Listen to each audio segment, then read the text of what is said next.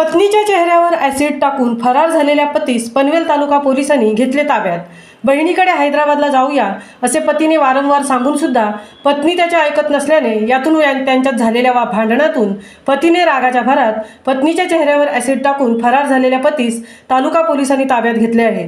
रमजान सिद्दीक गाजी वय 28 राहणार खैरणे याने त्याची पत्नी अमीना वय 28 हिला त्याच्या बहिणीकडे हैदराबादला राहण्यात जाऊया या कारणावरून सतत भांडण करून तिच्या चेहऱ्यावर ॲसिड टाकून तिला गंभीररित्या जखमी करून तो पसार झाला होता। याबाबतची तक्रार पनवेल तालुका पोलीस ठाण्यात दाखल होताच वरिष्ठ पोलीस निरीक्षक अनिल पाटील यांच्या मार्गदर्शनाखाली पोलीस उपनिरीक्षक हर्षल राजपूत, पोलीस हवालदार सतीश तांडेल, पोलीस शिपाई राजकुमार सोनकांबळे, पोलीस शिपाई भीमराव खताळ आदींच्या पथकाने तांत्रिक तपास व गुप्त बातमीदाराच्या साहाय्याने सखोल तपास करून सदर आरोपीला पनवेल रेल्वे परिसरातून ताब्यात घेतले आहे।